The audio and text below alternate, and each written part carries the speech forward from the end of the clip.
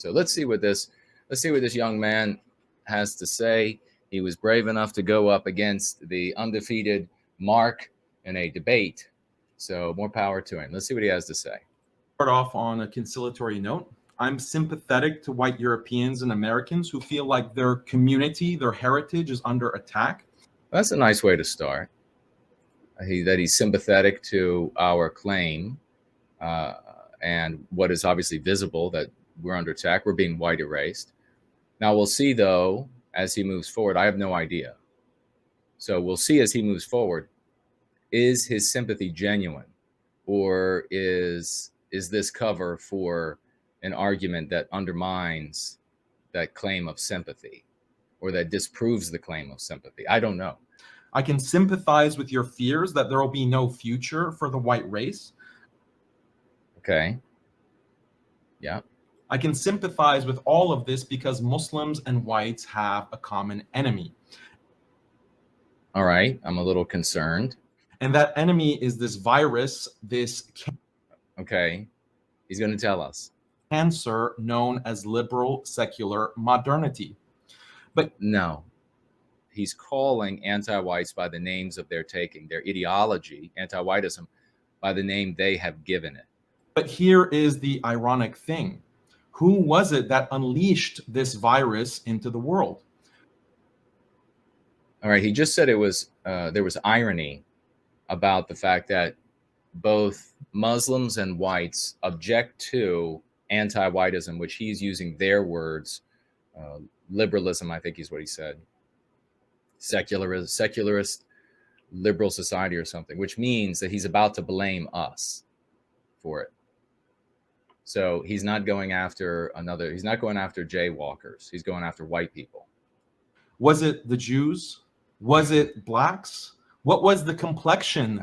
Look at Mark. That's funny. And look at, he's even laughing. Of the people who boldly declared the values of freedom, equality, and democracy above all else. Okay, so what was the complexion? He's reduced race to skin color. That could be just like a euphemism, and he knows that it's more fundamental than that, but it probably isn't. It was white Europeans. It was the white. So he's, just as I thought, he's blaming Western kind for secularism, liberalism. In other words, anti-whiteism. He's blaming white people for anti-whiteism. Race that brought this disease of liberal secular modernity into existence. Liberal secular modernity, totally using the words of the anti-whites. And rather than own up to it, white nationalists want to scapegoat.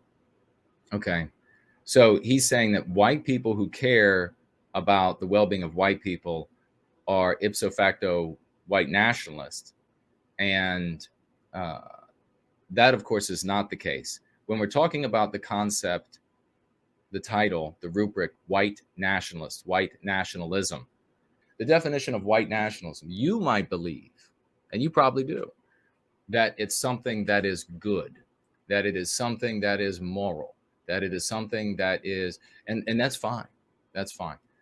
The definition you have to work with, however, is the definition that is in the minds of our brothers and sisters, the Westmen, men, women, and children in our country's white civilization, Western civilization around the world.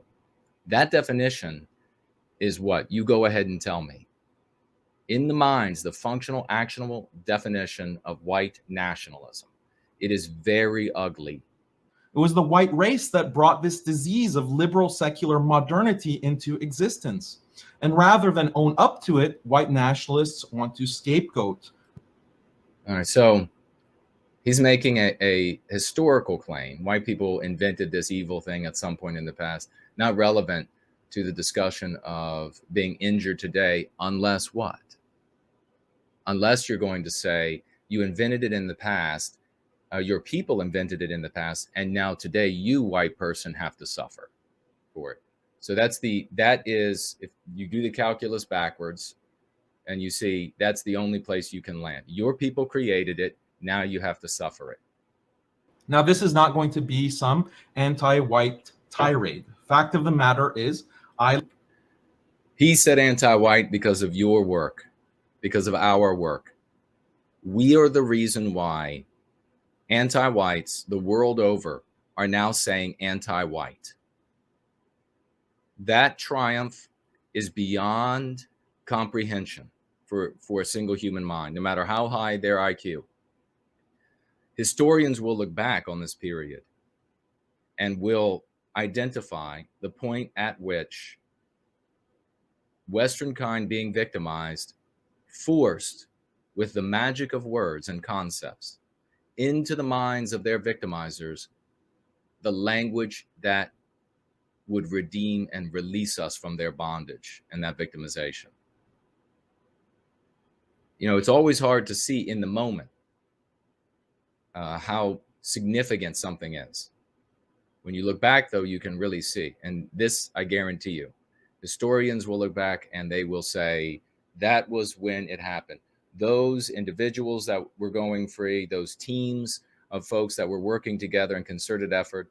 I mean, we got Crowder, we got Schaefer, we got Dice. There are others. The victories are epic in pushing out concepts that change the story, that the conversation takes place. You can see right here that Skeptic, Muslim Skeptic, is in a position now to have to incorporate the language that we have created. In other words, our story.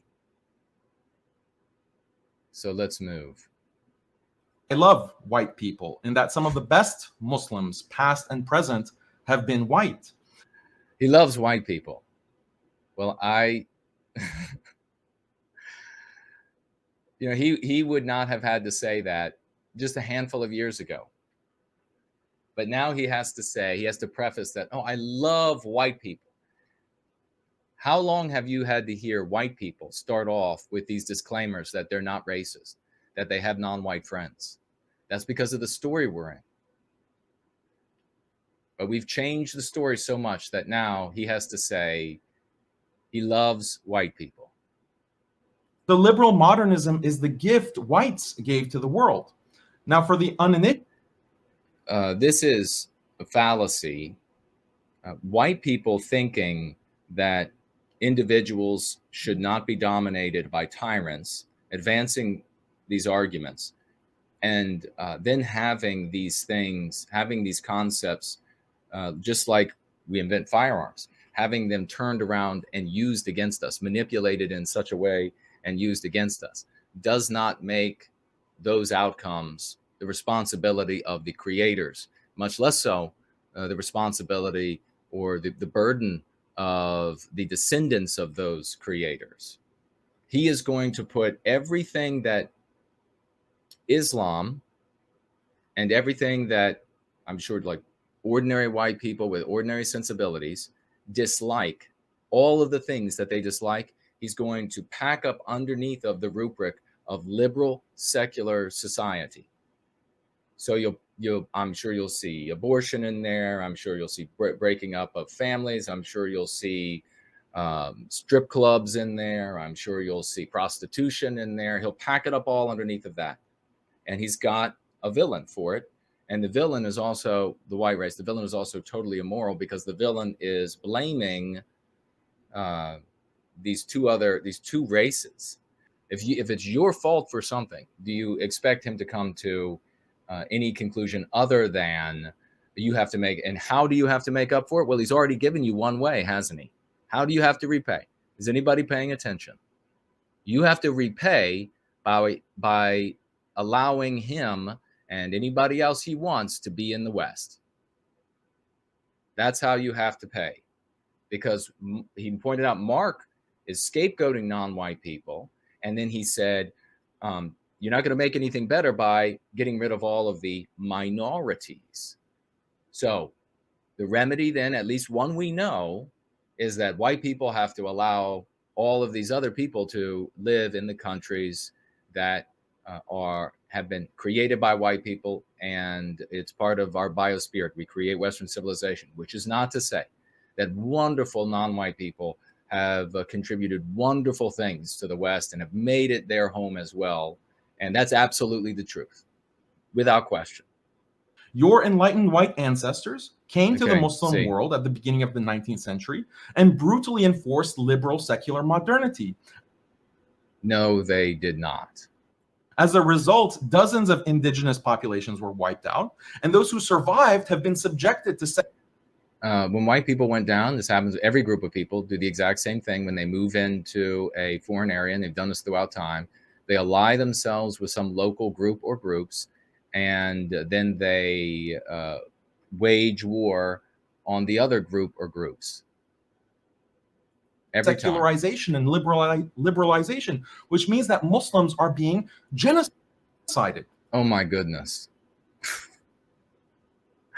How many Muslims are alive today compared to when white people showed up? That is the most up genocide you could ever imagine. This is like Alex Jones style. They had to increase the population by 5 million% before they got rid of them all. You want to complain about population replacement and how when you wake up, your neighbors aren't white and your grandchildren aren't white. Okay, here's the comparison. You genocided us, and so therefore you have to allow us in your countries. How do you think Muslims feel when they wake up in Muslim countries and their neighbors are no longer Muslim? Their children are no longer Muslim. White nationalists want to talk about appropriation and how your universities, your He should return to improve those environments. And this claim that in Islamic countries, you wake up and your children are not Muslim, I think is a bit exaggerated. schools, your mass media, your churches have in recent history been taken over by anti-white ideologues. How do you think Muslims feel? Not in recent, he's accurate, but not recently. It happened a long time ago that they were taken over by anti-white. And thank you all again. I'll thank you all for the hard work you're doing. The few of you who are kicking ass. That's why he has to use the concepts from our story. Given the fact that their universities, their madrasas, their national media networks, and even their mosques have been taken over by liberal secular sellouts that are constantly advocating liberalization and attacking traditional Islam and have been doing so for the past 200 years. I don't doubt where this is happening is in Western countries. If you don't like what's happening where you live in the West, because of your proximity to the victimization of Western kind, the answer is not to blame Western kind for anti-whiteism. The answer is to leave. Or you can stand with us to fight anti-whiteism and to put an end to it. You want to have a more religiously devout community? Help us put an end to anti-whiteism. Give the devil his proper name. Anti-whiteism. White nationalists want to complain about, oh no, King Arthur is being played by a black man on TV. That's what you consider white genocide. That's what you consider. Well, see, this is a great reason why this phrase, the word genocide and the word white before it, is totally useless. You see, he could just mock you. I've said this so many times. They will just mock you. And he was just able, he would not be able to mock white erasure, would he? Nationalists want to complain about, oh no, we're being constantly surveilled. All our communications are being monitored. All our organizations are being infiltrated by feds. We're being placed on no-fly lists. Our free speech is being censored. Yeah, try experiencing all that for 200 years. There was no sophisticated surveillance for the past 200 years. I mean, this is all and it's certainly not in the Middle East.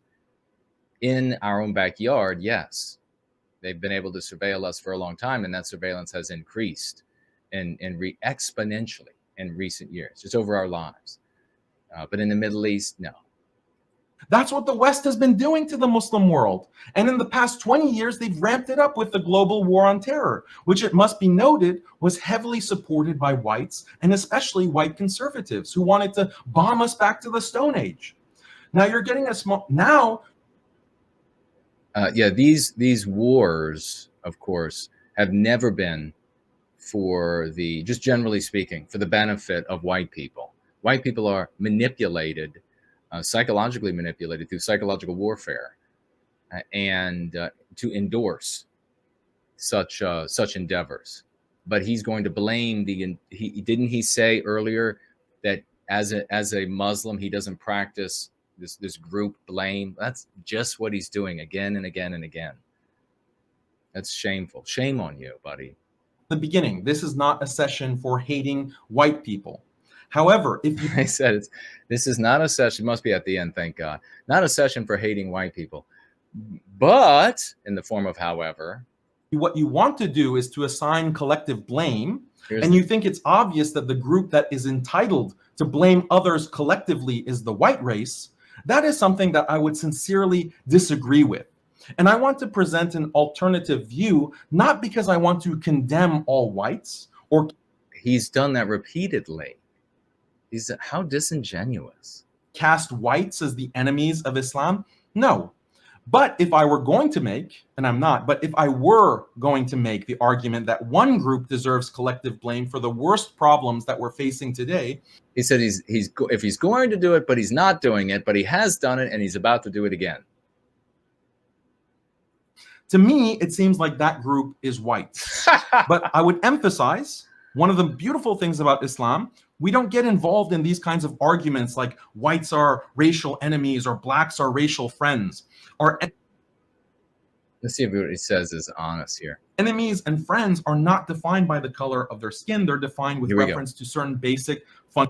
So just like I said at the very beginning, 100% accurate. He's reduced race to just skin color. He just admitted it. I'm right again. And now he says they figure out, has anybody, don't write in the live chat, but I think there are plenty of verses of certain books that have been shared about how they determine friend and enemy. But my message to white nationalists to conclude is this: chickens are coming home to roost. Again, he comes right back to it. Not here to assign collective blame, but I'm here to assign collective blame. Your chickens are coming home to roost. You're going to suffer. Get over it. You owe us. We've suffered more than you. And so that's why we're going to keep our feet firmly planted in the soil of the West. Stop scapegoating other communities and take a look in the mirror. Okay, he's actually blaming a race of man. Now, according to the rules at YouTube, you cannot do that. You cannot do that. He has, throughout the totality of this introduction, YouTube worked with the ADL to come up with a brand new policy. What was it? How many years? 2 years ago now? You cannot, the biggest thing they say, you cannot blame an entire group of people for something. He has, for the whole of this introduction, blamed the totality of the white race. So, is this an attack on inequality and an attack on there being too much or not enough freedom? Is that what's happening in the West? Because if it was, then he would have lost this colossal channel probably a long time ago. If he's not just today for the first time blaming the totality of the white race for something. This is not the first time it happened. I guarantee you that. He would have lost that channel a long time ago. No, the reason he keeps this channel is because the attack is on the white race.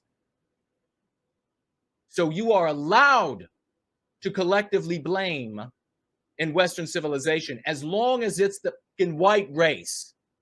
But if you blame any other group collectively, your channel is gone, buddy. Overnight. You get a strike or the whole channel's gone. You don't get to even know why.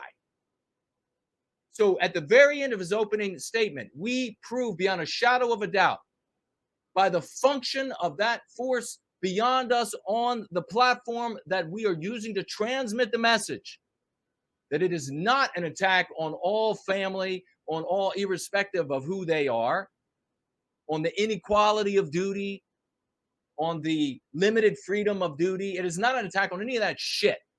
It's an attack on the white race. And this right here proves it.